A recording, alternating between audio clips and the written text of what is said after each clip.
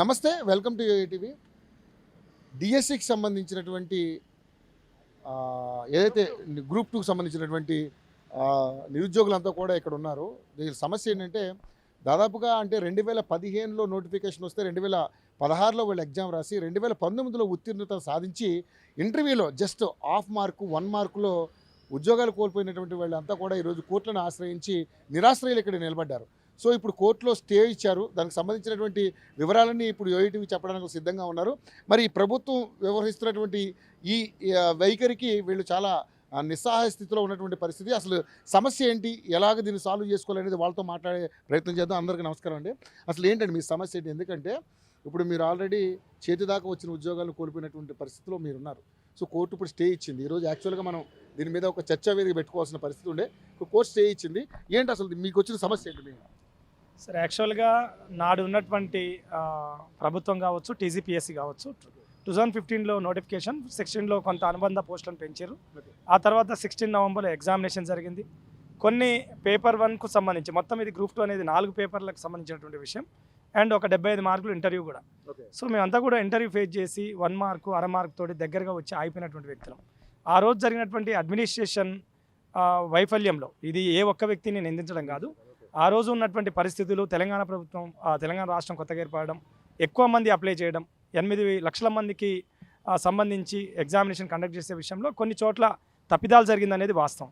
So ఆ administration వైఫల్యంలో ఎవరైతే సొంత తప్పిదాలు చేసినటువంటి వ్యక్తులు వాళ్ళు కూడా ఈ జడ్జిమెంట్ ముసుగులో ముందుకు వచ్చినటువంటి సందర్భం కనిపిస్తుంది. సో ఆ రోజు వచ్చినటువంటి సింగిల్ బెంచ్ జడ్జిమెంట్ కానీ, ఆ తర్వాత ఇచ్చినటువంటి డివిజన్ బెంచ్ జడ్జిమెంట్ కానీ, సో ఎందుకంటే ఇక్కడ జడ్జెస్ పేరుని మెన్షన్ చేయొద్దు కాబట్టి అది రాజ్యాంగబద్ధంగా సరైనది కాదు కాబట్టి మేము సింగిల్ బెంచ్గా, డివిజన్ బెంచ్గా మాత్రమే చెప్తున్నాం. సో 2017 సింగిల్ బెంచ్ కావచ్చు, 2018 డివిజన్ బెంచ్ కావచ్చు. కొంతమంది వేరే ఆస్పిరెంట్స్ సుప్రీంకోర్టుకి వెళ్ళినప్పుడు ఆ సుప్రీంకోర్టు దాన్ని కొట్టేస్తూ డివిజన్ బెంచ్ జడ్జిమెంట్ని కన్ఫామ్ చేయండి అని చెప్పినటువంటి విషయం కావచ్చు. అదే డివిజన్ బెంచ్ జడ్జిమెంట్ని కంటెంప్ట్ ఆఫ్ కోర్టులో మేము కొంతకాలం దాన్ని ఇంప్లిమెంట్ చేయండి అని అడగడం జరిగింది. కానీ అప్పటి దురదృష్ట పరిస్థితులు, ఆ రోజు జడ్జి గారు బెంచ్ పైనే చనిపోవడం, ఆ తర్వాత కరోనా పరిస్థితులు రావడం, ఇది డీలే కావడం, అప్పటికి మేము రిట్ పిటిషన్లు వేసినటువంటి సందర్భం దాదాపుగా 2019లో వేసినటువంటి రిట్ పిటిషన్లు ఇప్పటి వరకు కొనసాగుతూ వచ్చినాయి. ఈరోజు జస్టిస్ మళ్ళీ సింగిల్ బెంచ్ జడ్జిమెంట్ రావడం, ఇలా వచ్చిన తర్వాత ప్రభుత్వం ఏంటంటే ఇది ఒక జటిలమైనటువంటి సమస్య, ప్రభుత్వం కొద్దిగా ఇనిషియేటివ్గా ముందు తీసుకొని దీన్ని సమస్యను శాశ్వత పరిష్కారం వెతికితే బాగుంటుంది, అన్ని విషయాలను ఒక సాంకేతిక కోణంలో కాకుండా నైతిక కోణంలో ఆలోచిస్తే బాగుంటుంది. ఎందుకనంటే తెలంగాణ రాష్ట్రం ఏర్పడిన తర్వాత నష్టపోయినటువంటి మొట్టమొదటి నిరుద్యోగులం. ఈ దేశ న్యాయ వ్యవస్థ కూడా 100 మంది దోషులు తప్పించుకున్నా ఏం లేదు, ఒక నిర్దోషికి శిక్ష వేయొద్దని చెప్తుంది. కాబట్టి మేము కూడా ప్రభుత్వంతో కలిసి పనిచేయాలి, ప్రభుత్వానికి సంబంధించి మేము భాగస్వామ్యం కావాలన్న ఉద్దేశం తప్ప ఏ ప్రభుత్వాలపైన వ్యతిరేకంగా పోవాల్సినటువంటి అవసరం లేదు అని భావిస్తున్నటువంటి అభ్యర్థులం, హైలీ క్వాలిఫైడ్ అభ్యర్థులం. అక్కడ ఇంటర్వ్యూ కండక్ట్ చేస్తే కూడా ఈ రాష్ట్రంలో ఇంటర్వ్యూ ఫేస్ చేసినటువంటి అభ్యర్థులం. మాకు న్యాయం చేయండి, మమ్మల్ని ప్రభుత్వంలోకి తీసుకోండి, ఇప్పుడు మీరు తీసుకున్నటువంటి అభ్యర్థుల కంటే కూడా అద్భుతంగా పనిచేయడానికి మేము సిద్ధంగా ఉన్నామని చెప్తున్నాం. సో ఈ రోజు జరిగినటువంటి విషయానికి వస్తే దాదాపుగా ఇవి 6 బ్యాచ్ పిటిషన్లు.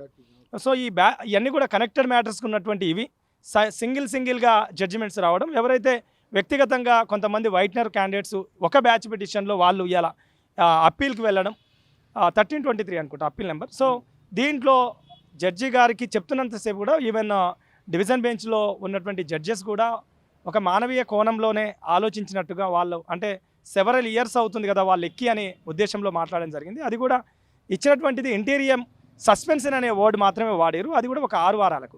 ఎట్ ద సేమ్ టైం మరికొంతమంది కనెక్టెడ్ మ్యాటర్స్ ఉన్నటువంటి ఎవరైతే మన అడ్వకేట్ సీనియర్ కౌన్సిల్స్ కాబట్టి అడ్వకేట్స్ కావచ్చు, వాళ్ళు కూడా నైతిక కోణంలో అడిగినటువంటి సందర్భం కనిపిస్తుంది. మిగతా ఇష్యూస్ కూడా దీనికి ముడిపడి ఉన్నాయని. సో ఇది ఇంతటితో కాదు కదా, మేము మళ్ళీ మాట్లాడదామని చెప్పినటువంటి సందర్భం కనిపిస్తుంది. సరే, ఓవరాల్గా ఒక గుడ్ సిటిజన్గా ఈ దేశ వ్యవస్థలపైన, డెమోక్రసీ పైన, ఈ దేశ ప్రభుత్వాలపైన, ఈ దేశ రాజ్యాంగబద్ధ సంస్థలపైన, న్యాయ వ్యవస్థ పైన నమ్మకం ఉన్నటువంటి వ్యక్తులుగా ఏదొచ్చినా కూడా మేము దాన్ని తీసుకుంటాం 100%. సో మా ఆలోచనలో ధర్మం ఉంది, మేము అవలంబించే విధానంలో ధర్మం ఉంది, 100% ఎక్కడ పోయినా మేము గెలుస్తామనే నమ్మకం ఉన్నది. ఈ ఒక్క రిట్ పిటిషన్తో మాకు ఏదో అయిపోతుందని మేము భావిస్తలేం. ఇంకా మాకు 5 రిట్ పిటిషన్లు ఉన్నాయి.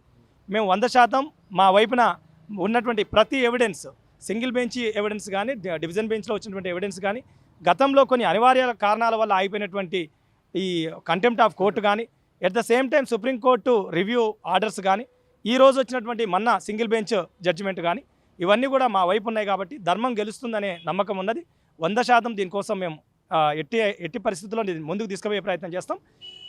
ఎట్ ద సేమ్ టైం అన్ని పరిస్థితులు కూడా టెక్నికల్గా పరిష్కరించుకోలేనటువంటి సందర్భంలో ధర్మాన్ని బతికియాలంటే ఒక విధంగా నైతిక కోణంలో కూడా ప్రభుత్వాన్ని ఆలోచించమని చెప్తున్నాం.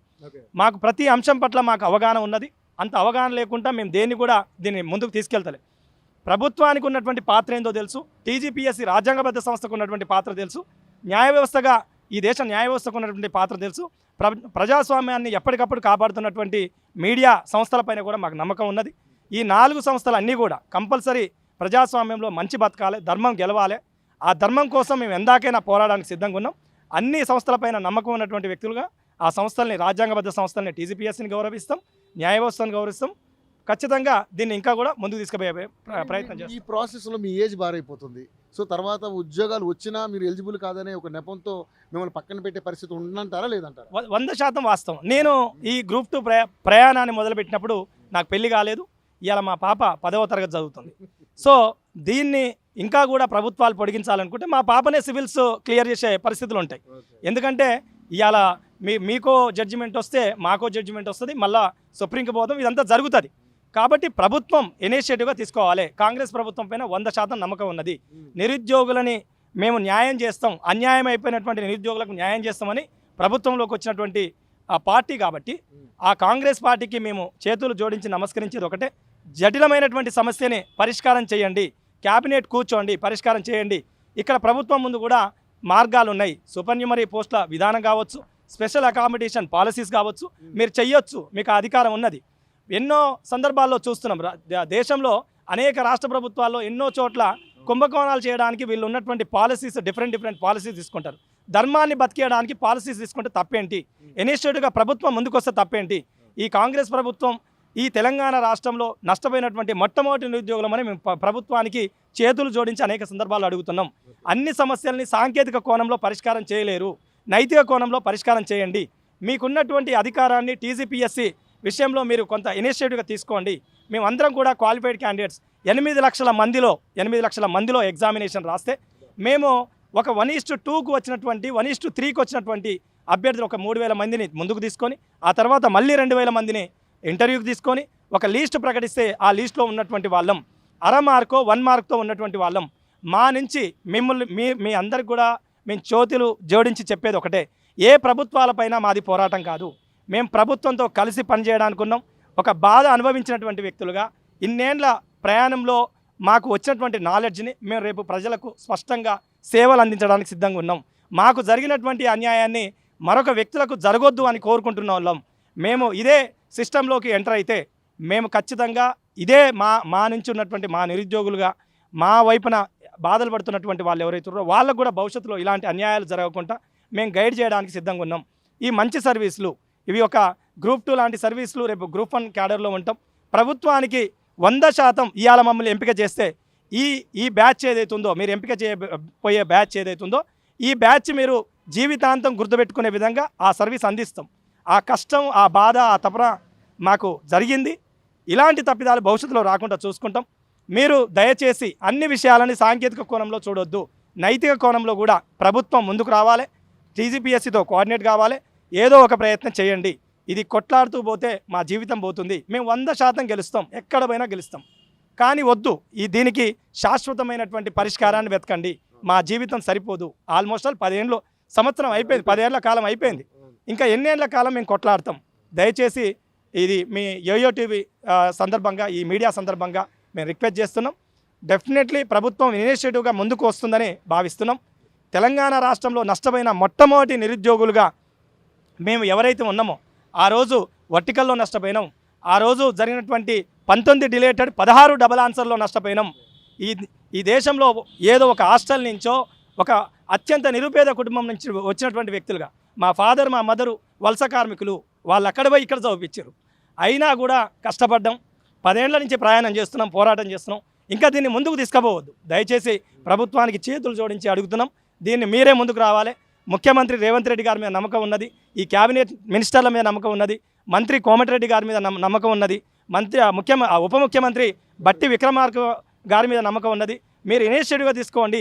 తెలంగాణ రాష్ట్రంలో నష్టపోయిన మొట్టమొదటి నిరుద్యోగులం.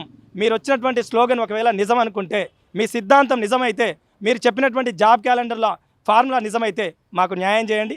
డెఫినెట్లీ మీరు న్యాయం చేస్తామన్న నమ్మకం కూడా మాకు 100% ఉన్నది. ముఖ్యంగా చూసుకుంటే మరి 2 లక్షల ఉద్యోగాలు ఇస్తామని ప్రభుత్వం చెప్పింది. పాపం బ్రదర్ చాలా బాగా చెప్పారు. నిజంగానే ప్రభుత్వానికి అప్పీల్ చేసుకుంటున్నారు వాళ్ళు, ఈ ప్రభుత్వానికి. ఎందుకంటే ఈ తెలంగాణ రాష్ట్రం ఏర్పడిన తర్వాత మొట్టమొదటిగా మేము నిరాశ్రయులైనటువంటి ఉద్యోగులు మేము, దయచేసి మమ్మల్ని మీద కొంచెం కన్సర్న్తో ఆలోచించమన్నారు. సో మీరు కూడా హాఫ్ మార్కు 1 మార్కుతో పోయింటారు. ఎలా ఫీల్ అవుతున్నారు అసలు? ఏంటి మీ సమస్య? అయితే ఇక్కడ ఇద్దరు సమస్యలు ఉన్నాయండి. ఒకరేమో నిజాయితీగా కష్టపడి జాబ్ ఎక్కిన వాళ్ళది, నిజాయితీగా కష్టపడి జాబ్ ఎక్కకుండా మేము కోర్టుకు పోయిన వాళ్ళది. ఇద్దరం ఇప్పుడు రోడ్డు మీదనే ఉన్నాం. వాళ్ళు రోడ్డు మీదనే ఉన్నాం, మేము రోడ్డు మీద ఉన్నాం. ఇక్కడ కావాల్సింది ఇద్దరికి శాశ్వత పరిష్కారం. తప్పు ఎవరు చేసింది దానికంటే తప్పుకు నష్టపోయిన వాళ్ళం మేము. తప్పు చేయకుండా నష్టపోకుండా అక్కడ ఉన్న వాళ్ళు ఉన్నారు. వాళ్ళు మా అంత బాధనే అనుభవిస్తున్నారు. మా జాబు ఉందా లేదా, రేపు పోతుందా ఉంటుందా, వీళ్ళు వీళ్ళ వైపు న్యాయం ఉంది కదా అని లోపల మదనపడుతూ ఆలోచిస్తున్నారు. ఎందుకంటే మా సైడ్ పూర్తి న్యాయం ఉంది. మా సైడు పూర్తిగా వైట్నర్ని మేము పార్ట్ బిలో పెట్టిన వైట్నర్ని తీవ్రంగా కోర్టులో చూపించి గెలిచినాం ఇప్పటికే. మళ్ళీ రేపు పొద్దున కూడా రేపు మేము ఏ కోర్టుకు పోయినా గెలిచే పరిస్థితే ఉంది. కాబట్టి దీన్ని గవర్నమెంట్ కంపల్సరీ శాశ్వత పరిష్కారం చూపిస్తుందని, దీన్ని ఇంకా పొడిగించకుండా పోదని మేము కోరుకుంటున్నాం. సో మీరందరూ కూడా మీ పేరు ఏంటండి? పేరు రాకేష్. మీ పరిస్థితి కూడా ఇదేనా? అంతేనండి. మేము కూడా మిత్రులు చెప్పినట్టు 2015-16 నోటిఫికేషన్ వచ్చినప్పుడు తర్వాత నోటిఫికేషన్ ప్రిపేర్ అయ్యి మళ్ళీ 2016లో ఎగ్జామ్ రాసి మిత్రుడు చెప్పినట్టుగా అది ఓన్లీ ప్రిపరేషన్ అంటే అంతకుముందు 5 సంవత్సరాల నుంచి ప్రిపేర్ అయినాం. ఓన్లీ ఈ 10 సంవత్సరాలు కాకుండా చెప్పాలంటే ఓకే గ్రూప్ 2 సాధించడం అంటే అంత చిన్న విషయం కాదు. కాబట్టి అంత ప్రిపరేషన్లో ఉంటుకుంటూ మళ్ళీ ఎగ్జామ్ కూడా ప్రిపేర్ అయ్యి నెక్స్ట్ మళ్ళీ దానికోసం రిజల్ట్ కోసం మిత్రుడు చెప్పినట్టు కోర్టుల చుట్టూ తిరిగి 2019లో రిజల్ట్ వచ్చినప్పటికీ మాకు వ్యతిరేకంగా వచ్చింది. అయితే ఏమొచ్చిందంటే ఆ సింగిల్ బెంచ్లో మిత్రుడు చెప్పినట్టు వైట్నర్ వాళ్ళని తీసేయడని అనుకూలంగా వచ్చింది. తర్వాత డివిజనల్ బెంచ్లో ఏమైందంటే ఓన్లీ పార్టీ ఏ వరకు తీసేసుకొని మిగతా వాళ్ళందరూ కూడా తొలగించాలని ఆ రోజు డివిజనల్ బెంచ్ తీర్పు ఇవ్వడం జరిగింది. ఆ తీర్పుకు అనుగుణంగా మేము ఆశించడం అలానే వస్తాయని. కాకపోతే కొంచెం టీజీపీసీ తప్పిదం కావచ్చు, లేదంటే మిత్రులు చెప్పినట్టు అడ్మినిస్ట్రేషన్ తప్పిదం కావచ్చు, కొంతమంది పార్టీయే కాకుండా మిగతా వాళ్ళని కూడా తీసుకోవడం జరిగింది. దానికోసం మేము నిరంతరంగా 7 సంవత్సరాల నుంచి కొట్లాడుతూనే ఉన్నాం. కోర్టుల చుట్టూ రోడ్ల చుట్టూ తిరుగుతూనే ఉన్నాం. అధికారుల చుట్టూ కానీ సార్ చెప్పినట్టుగా మినిస్టర్ చుట్టూ కానీ తిరుగుతూనే ఉన్నాం. ఇప్పటికైనా మేము కోరుకుంటుంది ఏంటంటే ప్రభుత్వానికి వ్యతిరేకం కాదు, వాళ్ళ ఎవరైతే వ్యతిరేకంగా ఉన్నారో వాళ్ళకు కూడా వ్యతిరేకం కాదు, మాకు న్యాయం చేయండి మాత్రమే కోరుతున్నాం అనమాట.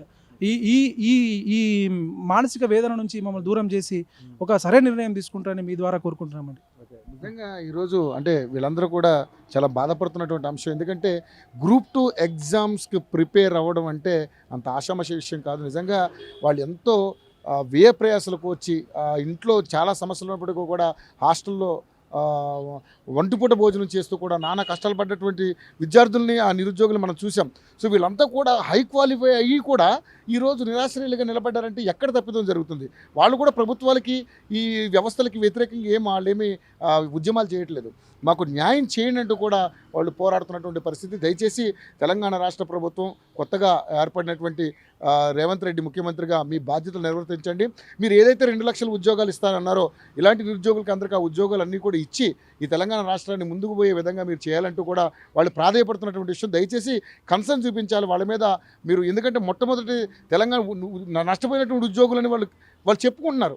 అది ఎంత బాధ ఉంటుందో అది మీరు కూడా అర్థం చేసుకోవాలి. గత ప్రభుత్వం ఎలాగ వీళ్ళని నిర్లక్ష్యం చేసింది, మీ ప్రభుత్వంలో వీళ్ళకి న్యాయం జరగాలని వీళ్ళు ఆశపడతా ఉన్నారు. బ్రదర్ మీ పేరు ఏం పేరు? నా పేరు గంగాధర్. మీ పరిస్థితి కూడా అంతేనండి? సేమ్ సార్, మా పరిస్థితి కూడా అంతే.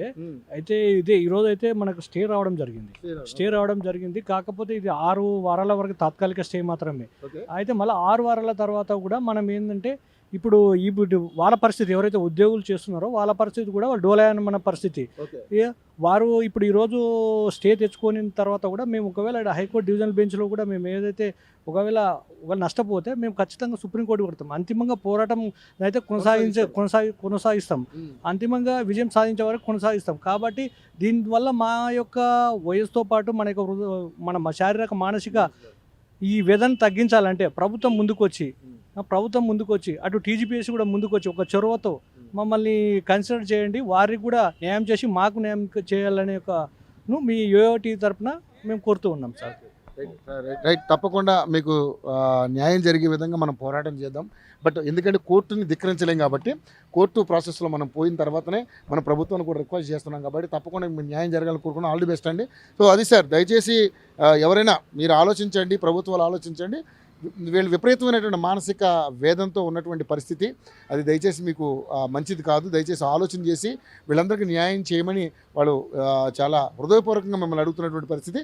దయచేసి దీని మీద ముఖ్యమంత్రి గారు సత్వరమే ఒక నిర్ణయం తీసుకోవాలి. వీళ్ళకి న్యాయం చేయాలంటూ కూడా, ఎందుకంటే క్వాలిఫై కాకపోతే వేరు, వీళ్ళు క్వాలిఫై అయ్యి కూడా ఇంటర్వ్యూలకు వెళ్ళి కూడా ఒక మార్కు అర మార్కులో ఇబ్బంది పడ్డటువంటి వ్యక్తులు కాబట్టి దయచేసి అందరూ కూడా ఒకసారి ఆలోచన చేసి మీకు న్యాయం చేయమని వాళ్ళు మనస్ఫూర్తిగా కోరుకుంటున్నారు. Over to studio.